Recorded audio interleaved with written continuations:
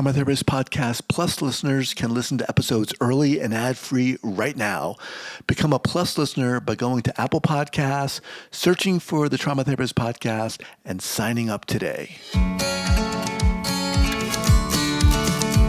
Welcome to the Trauma Therapist Podcast, a show about the incredible people dedicated to helping those who have experienced trauma. My name is Guy McPherson, and my mission is to raise the awareness of trauma and to inspire each of us to help those around us.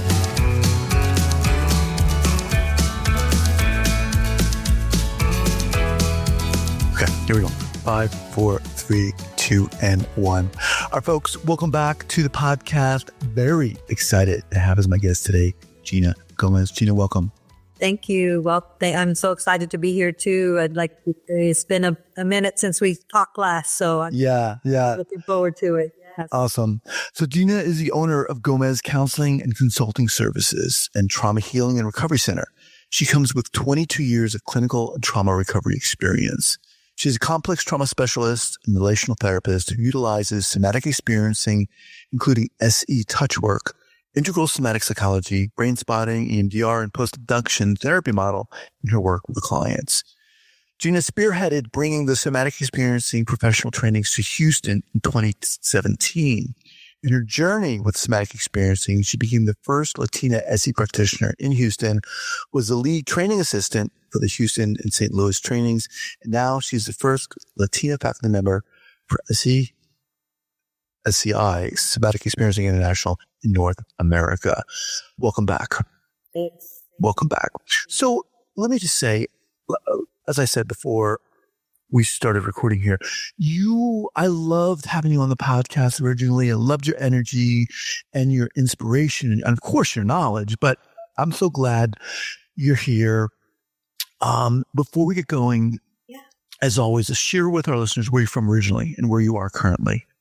Okay. Yeah. So I'm born and raised in Texas, originally from Austin, Texas. And, right now I live in Houston, but because I'm also doing the trainings in Austin, I'm going back and forth. So it's kind of nice to be back in my hometown, doing a little bit more and more often. And then just also I lived in New Mexico for about 10 years of my life. That was when I ventured out, away from the Texas area. And that was a great experience too. And then we decided I had to get home. So, but yeah. Awesome. So we're going to spend, I guess, most of the time here talking about SE, your relationship to that, and your trainings, of course. But before we do, for those listeners maybe who haven't heard the first interview or aren't familiar with you, give us the sketch. How the heck did you get into this? 22 years. But how did it start? What pulled you into it? Well, my very, very first job, and so on was early in my career was in corrections and in that area, in criminal justice and corrections as a social worker. And so from there is really where I saw a lot of people with lots of trauma, lots of folks. And then when I worked in the prison system with women and saw the effects of the trauma experiences that they had in their childhood and so on. And so from there, I really wanted to focus on that. I always had the understanding, Guy, or message that said, help as many people, healing from trauma as possible. Why trauma? I think it's because of what I experienced, what I saw, and that just touched on my heart.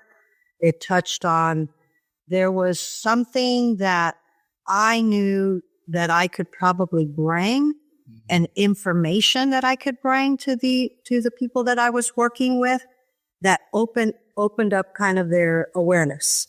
Did you know what it was inside you? Yeah, I think it was just me being really authentic, really being honest, really being just forthcoming, really just having, I think, I'll just say, kind of the spiritual aspect of me that said, there's something more about this person than what is right now happening for them. And that there's a deeper part of this person that has been blocked, and feeling that and seeing that and knowing like there's something more about this person than what they're experiencing from their trauma and and from their symptoms and from where they are dealing with life. And it just was, there always is, there has to be something earlier on that this person, when they were first kind of here in their experience in the world, that's not what they came with. Right. That's not what they came with. No one's born like that. There's a different person in there. So that's what was really, I wanted to know that person. I didn't know let me ask you this, Jeanna. So when you had that experience, you had training as a social worker. Yeah, I had training in sociology and as a social worker and, criminal justice stuff, that kind of thing. That was kind of my pull and draw in school, learning. Yeah. But I have to say, I remember when I was a teenager and there was friends of mine that would always say, you listen so well. Can you help us with our problem? You're one of those people. And so I was 15 or 16 and my friends, figure out what their issues are. And it was just something that just really kind of came with me, I think. So, and I feel blessed about that. But it's so, it can sound like it's so easy, so simple. Just do that. Just listen. And to be able to do it in the way you're describing takes what does it take? It really takes the person being out of their own self and really being attuned and really curious about what this person is about in front of you. And not just what their experiences have been, but what would have wanted their experiences to be. Wow. Right? And so you have to pull it out of you. You have to pull it away from you like, oh, I'm here to do something for this person, or I'm here to give you information. And I have that awareness, but it's really like, it's not about me. It's about them. And so if I can give them this sense and this awareness and this connection and this attunement that they matter in this moment right now, that in of itself is going to help for them to realize that there's something more about them. And then when they when they had the question in their life, do I matter? Am I important? That if in this moment, right here, right now with them, I can give them a little bit of that feeling back because I'm attuned, I'm curious, I'm wanting to know what is it that you might need? That in of itself, just that moment in time is giving them the message they're important. That they're out.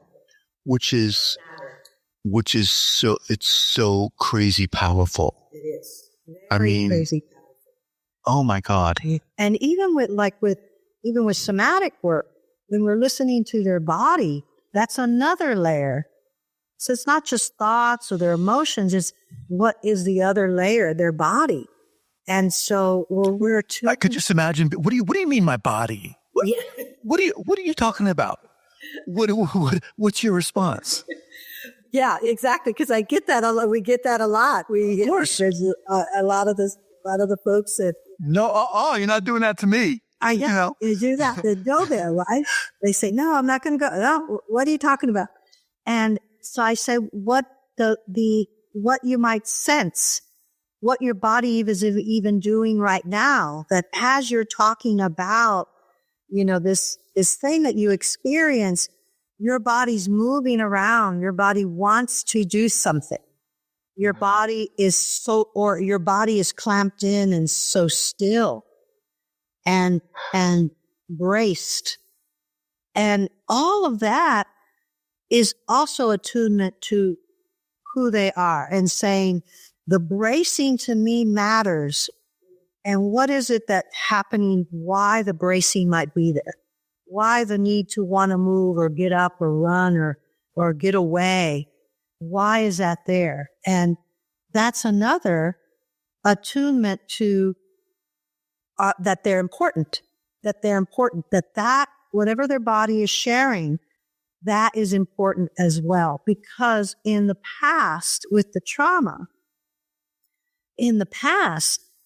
that's what they wanted to do. That's really what part of the message was that this person was trying to give.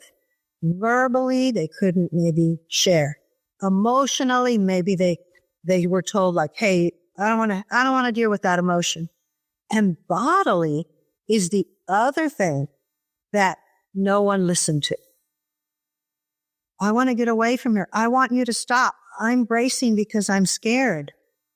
And when we, in somatic work, when we give attunement to that, we're also giving attunement to this person that experience is important and they are important. And we're going to work through that so that they can feel safe to be able to let that come through now. That maybe at a time they were not able to let that come through, even if it was so present. It was so present. They couldn't say, hey, person that's, coming at me, I'm feeling all this stuff and I need you to stop. They just had to deal with whatever it is that they were experiencing. And that could have been in a shock trauma. So it could have been in a natural disaster or a car accident. All of a sudden, these things happen so fast that, of course, the body is not able to either have a message. So when I feel a service to this person to be able to see all the areas of their reality and give all of the areas of their reality the message that they're important and that they matter. And with that, I think that creates some safety. When did SE come into play for you? Oh, yeah. So I had been doing so many different trainings. Again, the idea of specializing more and in the trauma and bringing in more models that I could get deeper into the work. And in 2007-ish, around there, 2008, there was a training. It was Peter Levine that came to Austin, and he did an introduction to trauma, and it was about his book, Waking the Tiger, and so on. And I went. In fact, my sister and I went. And we went, and I was blown away and amazed. And because even though I knew the body was important, I didn't know how much the body was important in this factor. Because we're trained in a lot of the other things, like the cognitive, or we're trained in looking at more emotions, and we're trained as clinicians to look at it from a particular lens. And even though the body's important, see what's going on. And see, when I learned more in depth and detail what SE could do, then I said, oh, I got to be part of it. I got to be part of that. And so I started to read, I started to look at things, and that's where it took me to the interest in the training. So in 2009, I started training. I started being, the class, and that was in Austin. Maggie Klein was my trainer. And now we're in generation 11. Back then it was generation 4. I was part of generation 4. So the 4th big training in Austin. And so I started my training there. So, and it wasn't like, I'm all in, because of course you're feeling some stuff as a student. Right. You're feeling things. Things are coming up. Your own stuff's coming up. So and yet it was also the learning and the importance of the learning. So every module I was like, oh, I don't know if I don't know. Is this going to work for me? Is this not? And something kept drawing. And the something was It's not about you, Jeanna.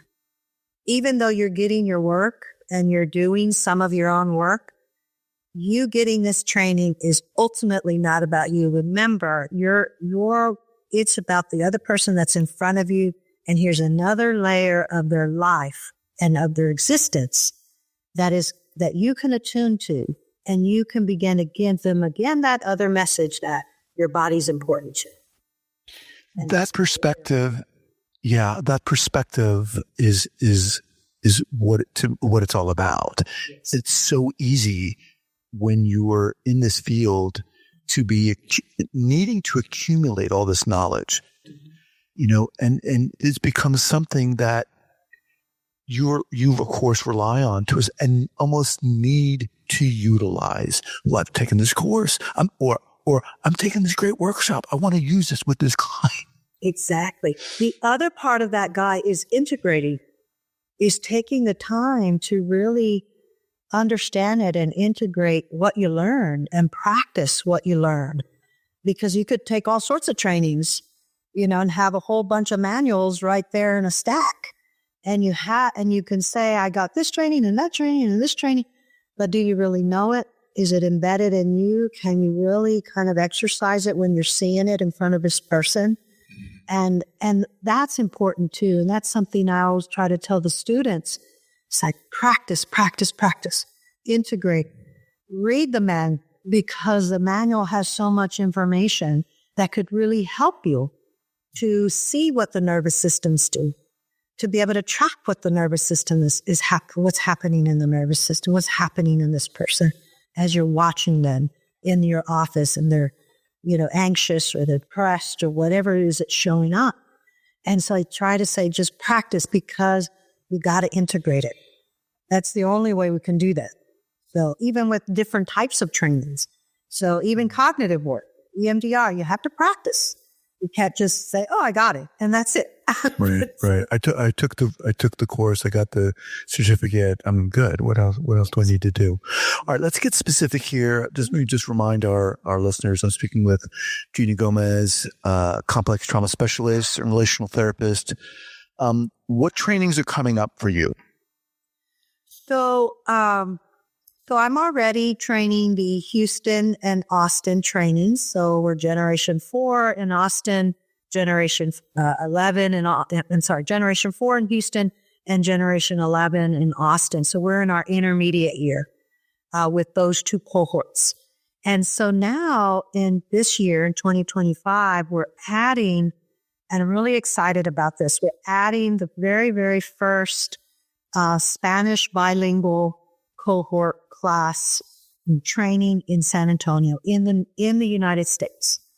So there's been other trainings in different countries and that are in English or Spanish, and they're translated into English and so on.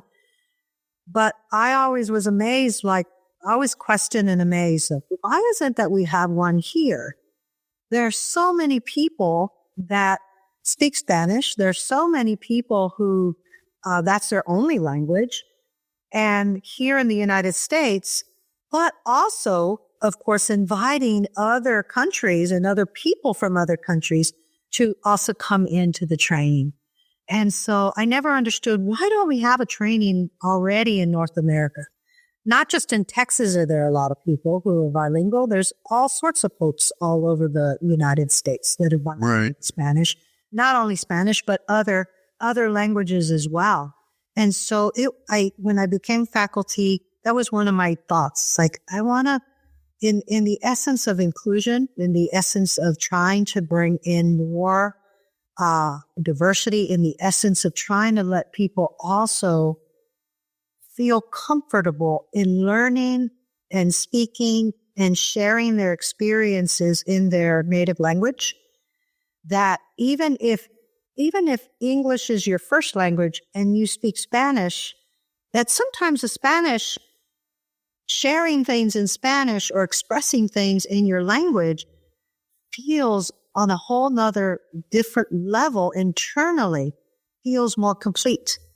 Mm-hmm. So it was really important for me to try to bring that training in. And I was so glad that SEI was willing to try it. So just to be clear, excuse me for interrupting, it's taught bilingually simultaneously? So it's taught, I'll teach it in English and it'll be translated in Spanish simultaneously.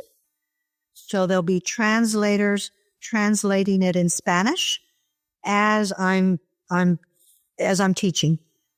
The assistant pool, I've asked the assistants, because we have assistants in the training helping the students with the different practice triads and dyads and so on, and being a help for them and me too.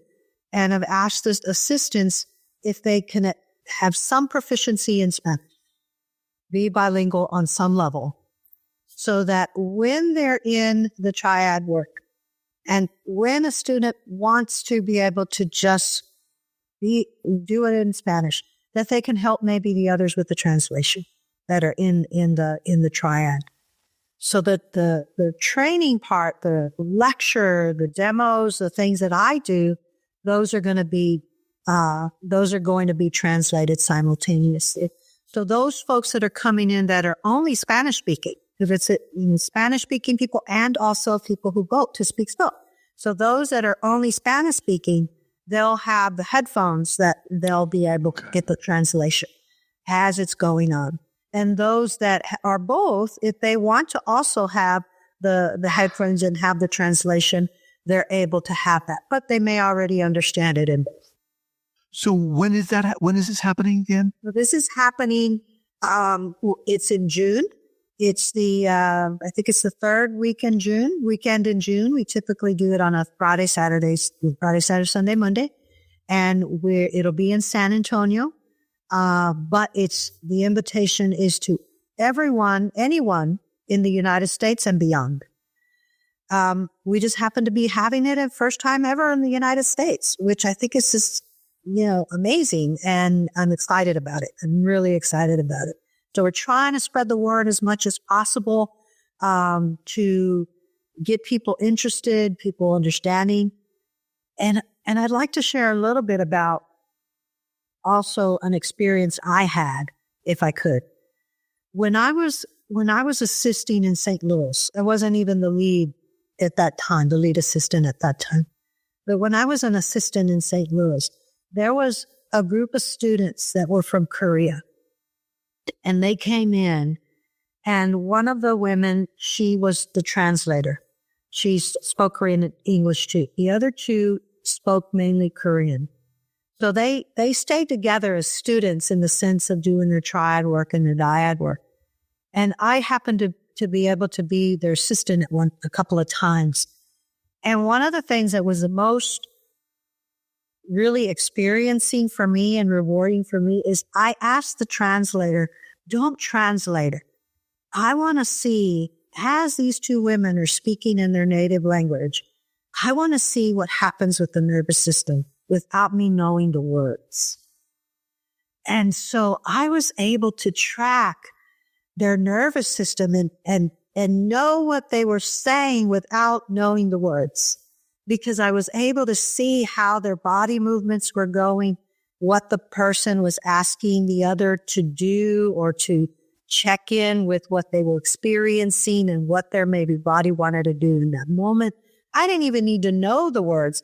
I could see what was the experience that the person was having as the practicer was practicing with this person, and what they were doing, and what was needing to happen, and then what was the expansion that the experiencer had just by watching.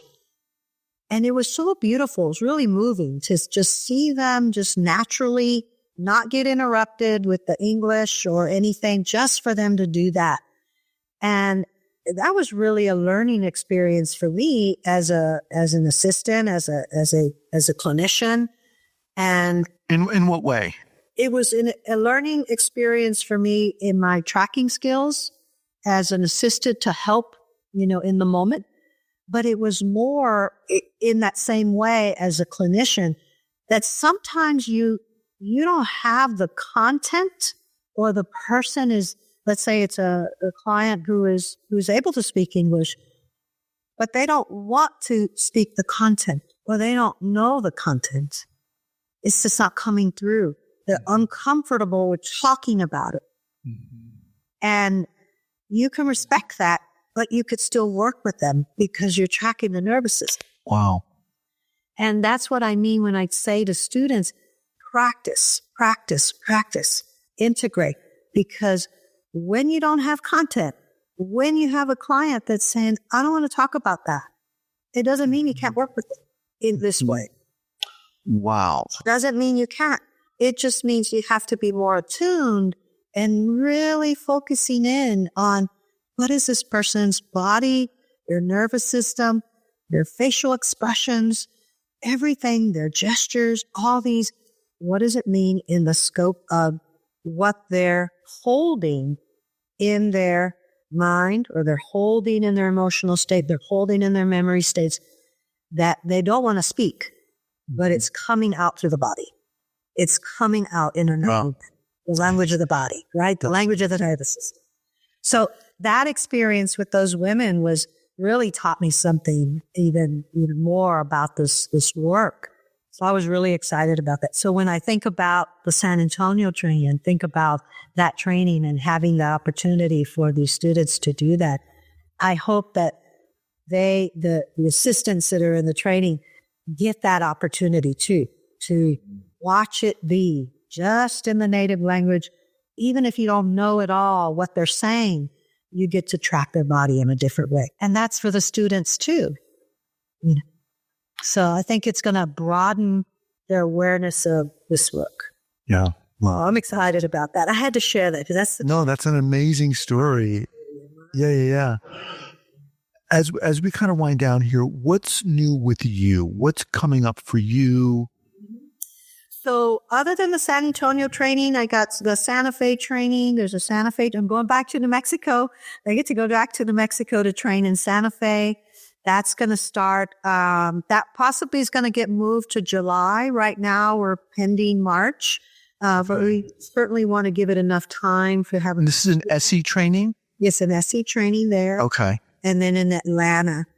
And then me and my, work with my practice, my work with what I'm doing with my clients and other clients that come to the trauma center.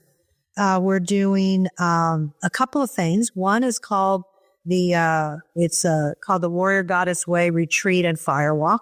So I'm a firewalk instructor Of course you are, Jeanna. Jesus. And so we're doing, a women's empowerment retreat and firewalk. I've done the firewalks a few times already, which is really cool to do. I've never done that. Yeah. And then the other for clinicians is called the Somatic Side of Shame. It's a training for clinicians, and it's focusing on how the body is keeping and holding the shame, and being able to give experiential exercises, experiential tools to practitioner to learn how to see the shame and how to work with the shame differently. So it starts to release from the nervous system, from the body. So that's going to be, the Somatic Side of Shame training is, February 13th through the 15th. And for those of you that are listening, there is a discount code. And so if you go on my website, GomezCounselingConsulting.com, and you tap into Somatic Side of Shame, one of the tabs there, the discount code is SSS 2025, and that's for $150 off. So, okay. I'll link that up. Okay. At the show notes page here at the traumatherapistpodcast.com. And those women that are interested in that other workshop, then it's on there as well. Okay. And then we continue to do just individual, work. We continue to do other groups. I have a clinician that's working with me that really is really versed in working with sexual trauma. And so she's going to start a Reclaim Your Power Within, which it's a group for sexual trauma survivors. So we're doing we're doing a lot of things in the sense of working with folks, with people who need help, with people who are needing trauma resolution, and individual groups, and then all of these workshops. I'm a real big believer in experiential kind of, intensive workshops. And right. Let's focus on some areas and let's get some get some clarity and some movement going. For the listeners out there, what is your advice, suggestion, guidance? And there's so many modalities out there, so many great books. Where do I do EMDR now? Should I do Somatic Experiencing or SCI? Or how do you know? Yeah. There's so many trainings out there. I say to people a couple things. One is, what is it that you are naturally drawn to? That if you are with clients and you're working with them and you start to feel like there's more that I can do with this person, I can see it. I can go a little further, but I don't have the knowledge. I don't know where to go with it.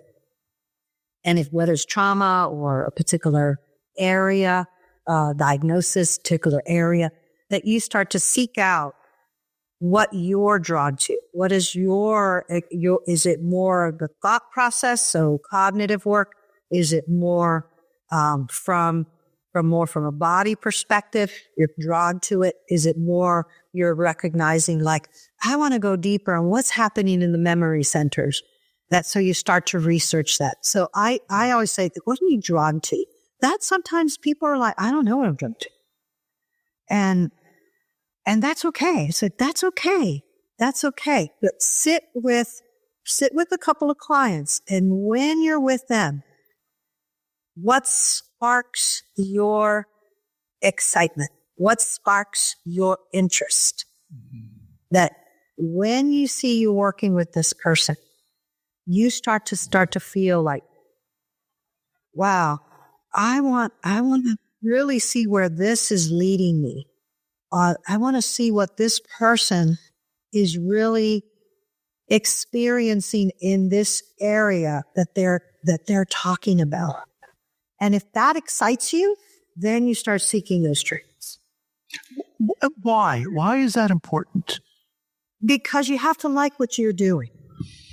You really have to like what you're doing. When it comes to trauma work, it's heavy lifted on this end too, on that end too. You're hearing things, and you have to really be able to one, like what you're doing, also be attuned to what you're doing, but also be able to help yourself as well. Mm-hmm. So if it works for you, if it's working for you, you know it's going to work for them too. Right. Awesome. So that's important. What I tell new people, because there's a lot of young people coming in, into the field, and interns and so on. If there are students that have the opportunity to start with bottom-up trainings, I would ask you to try it. You're getting the training from the top down. You're getting your studies. Most universities are getting studies from a top-down perspective, cognitive work, GBT, so on. And some universities bring in some of the midbrain or midbrain understanding, the lower brain understanding, the body understanding, but a lot of them don't. Mm-hmm. But if they have an opportunity to be in an internship where there's a place that is doing EMDR or is doing somatic work, is doing brain spotting, is doing more bottom-up type of models, that you get the opportunity to try it. Because it's going to broaden your awareness way more. It's going to broaden your awareness in addition to what you're learning. And that's going to spark up what you might be excited about. Could you even go so far as to say that somatic work is mandatory? Yes. I think if we could have more universities adding that piece, right, a lot more people would get further in their healing quicker. Yeah. Yeah. I wish way more universities would add it into it. And if not, there's other opportunities. Well, look, I think such a vital piece. Yeah. I mean, incredible, so inspiring. How do our listeners learn more about you and what's going on? Yeah. So you can reach out to me. You can email me. Let's talk at either let's talk at gomezcounseling.com or it could be jgomez@traumahealing.org. That's through my SCI. That's a faculty member at CSPO, being able to reach me there. And you can also call as well, 713. Personal cell phones? Yeah. This is my work phone, 713-660-0776. And then look on my website, gomezcounselingconsulting.com. Awesome. We'll have all that linked up here at the show notes page at the traumatherapistpodcast.com. Amazing. Really. I mean, this is what I love about the work I'm doing, is getting to interview people like you who are just like so inspiring. Jeanna, thank you. Thank you so much. I so appreciate being on here again. All right. We'll be in touch. In the future. Bye-bye.